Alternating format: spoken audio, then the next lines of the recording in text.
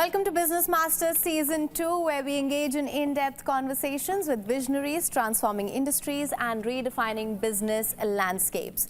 Today, we're honored to have with us Mr. Adhil Shetty, the CEO and co-founder of BankBazaar.com. Under his leadership, BankBazaar has evolved into India's premier online financial marketplace, pioneering digital solutions that have reshaped how Indians access credit and financial products. Thank you so much for joining us today. Thank you. Right, Adil's vision has been instrumental in driving financial inclusion and literacy across the nation. Of course, we want to understand a little bit more about BankBazaar's initiative and what it really stands for. So let's just get right into it. What inspired the inception of BankBazaar, and how would you say its mission has evolved over the years? Yeah, so the inception was as follows. My co-founders were trying to get a home loan in India. This was back, 15, 16 years ago, and they ran into difficulty trying to compare, collect documents, submit documents. And the idea was, can we use a tech platform to solve for this? So that's how the idea came together. And obviously it's evolved, like you pointed out, in the last 16 years. So the first evolution that happened is we started focusing a lot on credit score education because credit score started becoming very important in India, and every Indian wanted to track and improve their credit score. So we launched our free credit score product. That was the first evolution. And the latest innovation on our side is we've started building co-branded credit cards and new products where we work with banks, but we create co-branded products like a credit card, which is good for the digital consumer. So, it's a digital card. You can use it either in QR, you can use it at a point of sale. It's got great benefits for online spends. It helps you save money. It helps you improve your credit score. So we've evolved over time. So paperless is another major theme for BankBazaar as well. Yes.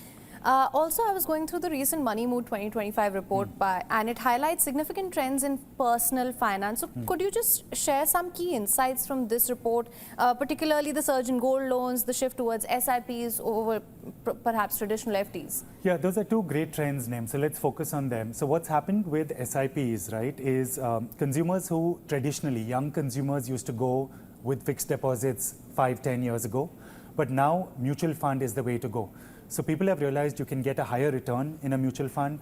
People have realized the tax treatment is better in a mutual fund. And people have realized you can set up an SIP and the money will go out of your bank every month before you spend it.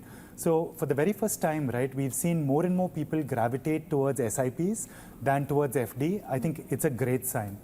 Gold loans is also picking up because there's been a slowdown on unsecured lending.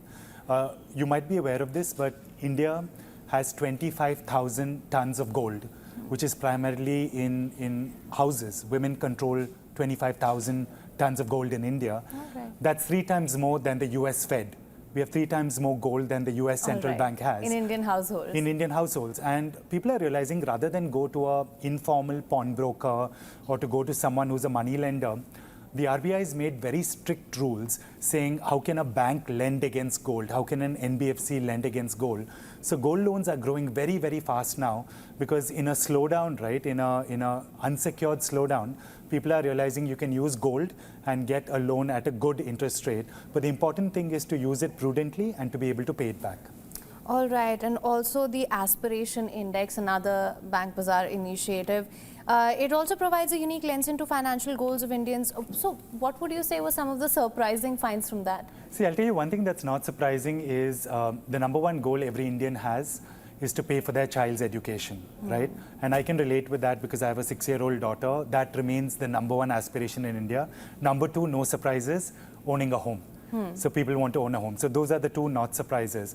I think what was surprising for us is the gap between metro India and non-metro India, that gap is closing, both in terms of aspiration and also the BankBazaar Aspiration Index tracks readiness. That means you have a high aspiration, but how ready are you today? Is the gap closing or is it widening? We found that the gap is closing. So I think those were the 2 surprises. All right, and with the rise in digital credit card usage, how is BankBazaar adapting to ensure responsible lending as well as financial literacy among new users? Yeah, Nem, like you said, responsible is the key word. And I'm saying this even from the bank's perspective, right? No one gains if I take a credit card, I swipe it and I default on it. I don't gain, my credit score's gone into the dumps, and the bank also doesn't gain because a lot of money is being lost. So we're trying to build a system, right, where consumers realize, hey, today I have a credit card, but if my credit score improves, tomorrow I'll get a home loan. Day after, I'll get a business loan, right? So we're trying to make sure that it's not about giving someone credit, it's about educating them that, boss, this is a powerful tool. If you use it well, it's a stepping stone. So it's good, it's in everyone's interest, right, to make sure that the consumer understands what she's taking and uses it prudently. All right. And of course, AI is surging ahead full throttle as well. How is BankBazaar leveraging AI and data analytics to enhance user experience and perhaps product offerings as well? So we're just launching a new product now, so this is hot off the press. I'm glad to be sharing it here, but we're giving an AI-generated video where we can analyze your credit history, your credit score, and the video will tell you what you're doing wrong and what you need to do right. So we're actually using an entire AI system, with your consent, with complete information security, to read and advise you, right, what you need to do to improve your credit score. I think AI is revolutionizing everything. I actually believe it's not 5 years away. It's happening to your work, it's happening to my work. The faster we embrace it, the better. So this would essentially act as a digital financial advisor. Is that what it is? Yeah, so imagine you and me being replaced by AI, and the AI is sitting in front of you and telling you, right, how to improve your credit score. Essentially, that's what's happening. All right. All right. Let's also switch gears now. Let's talk about your leadership role. How would you say your leadership style has evolved in response to, of course, this dynamic environment and landscape? Okay, so the first caveat is, my wife always tells me that I'm great at giving advice, very bad at following advice. So with that caveat, I start. I think the biggest thing I've learned, Nem, is everything is changing so fast.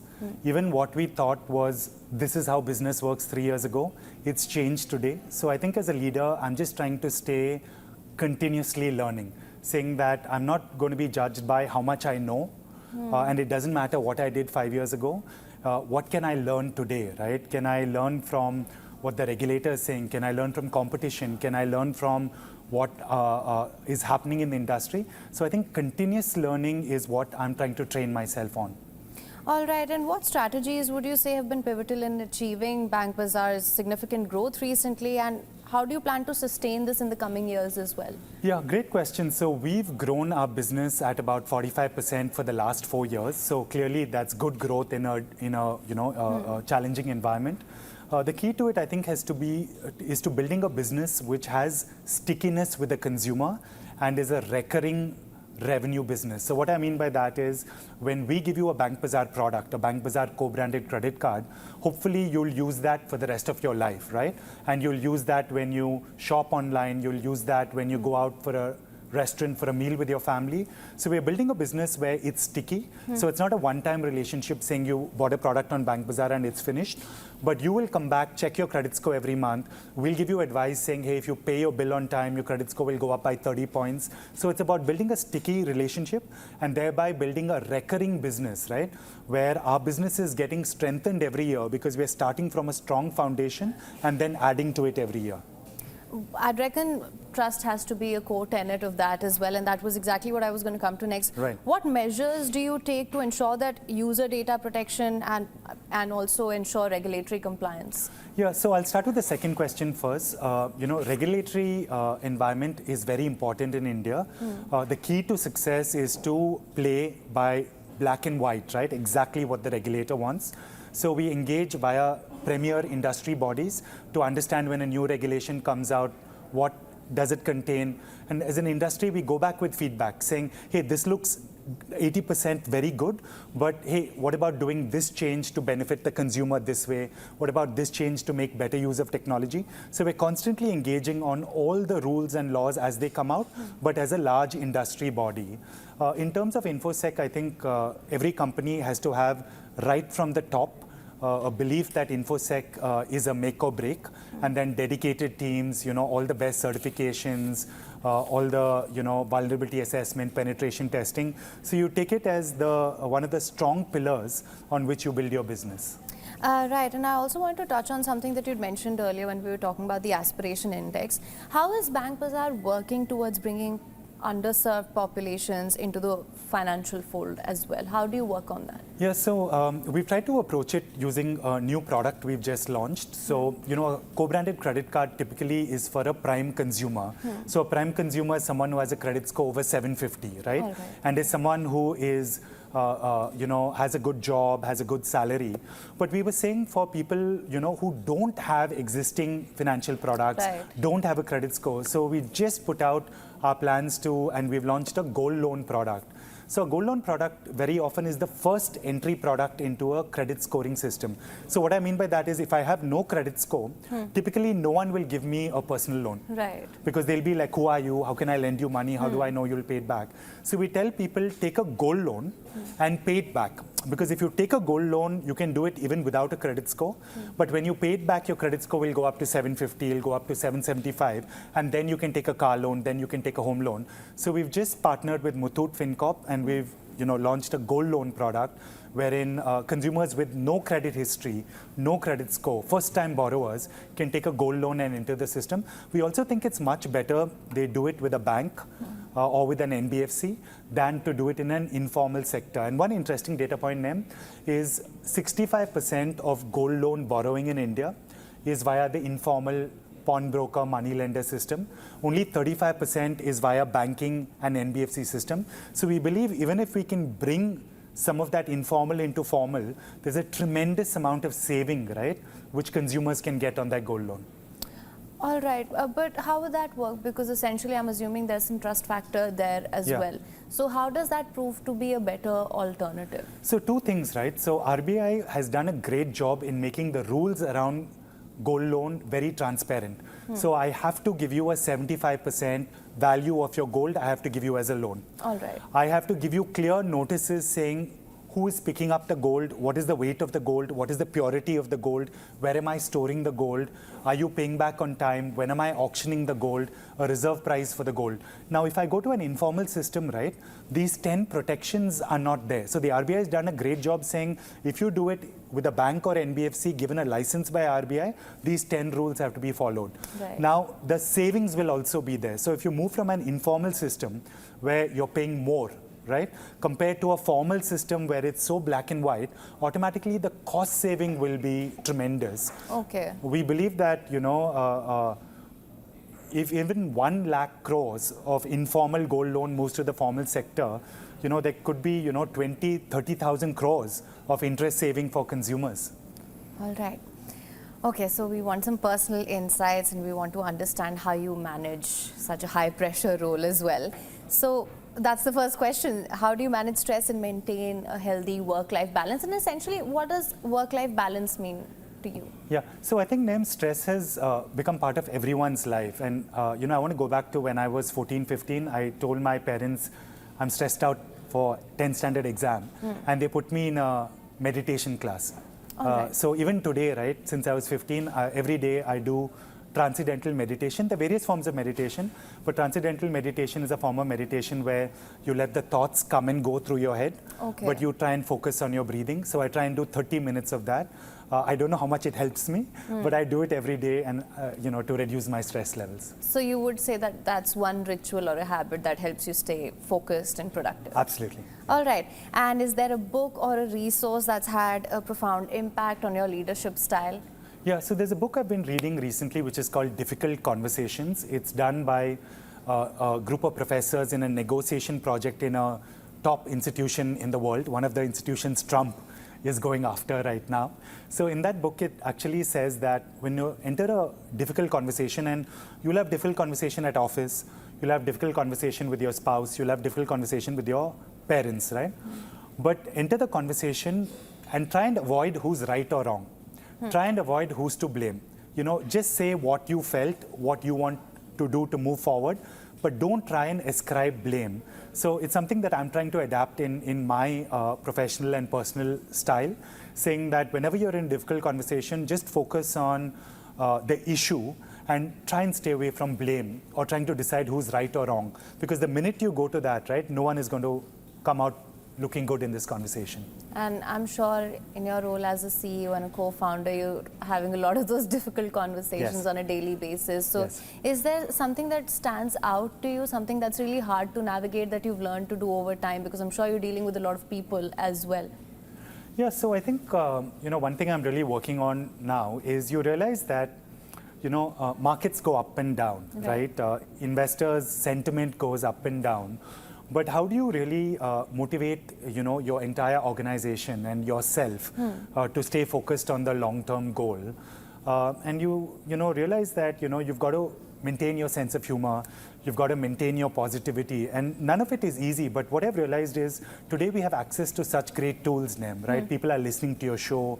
There's such great podcasts out there, all these top professors, top journalists who are putting out podcast shows. So there's so much we can learn to continuously improve ourselves, and that's something that I really want to work on.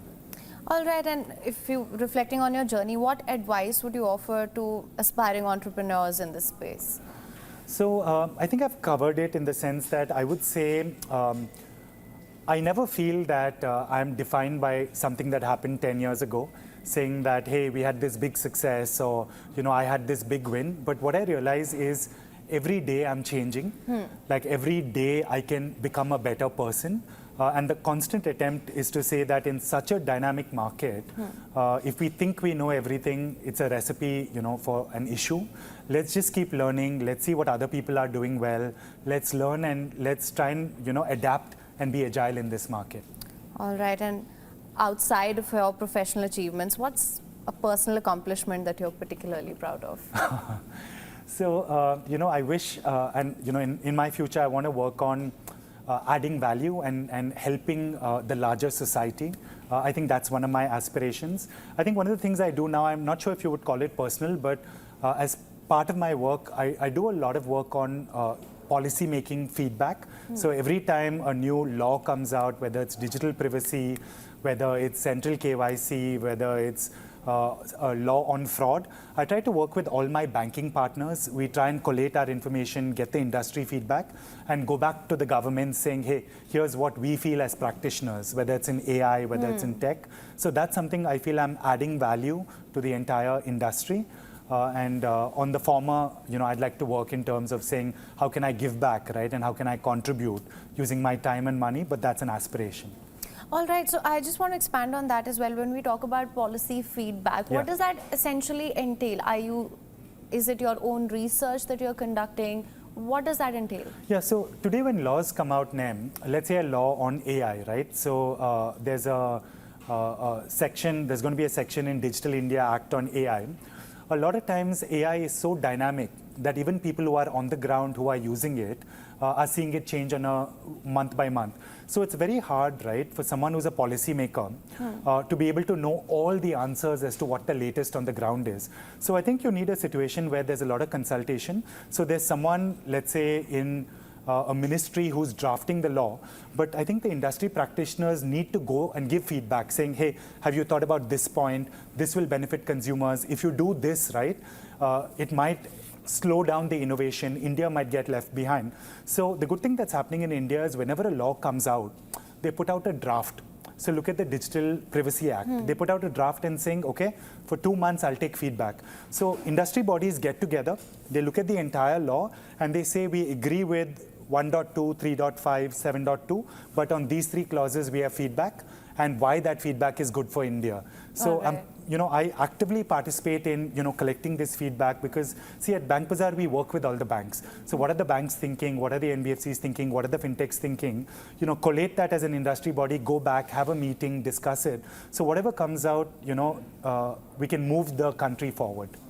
All right. And what would you say is the most challenging aspect of your job? So I think the most challenging aspect is, being able to maintain a sense of humor through the ups and downs. I'm seeing a theme here. It's because I'm reading a book on that. Right. And I think the most interesting thing I'm learning about, and the book is called Humor Serious Business.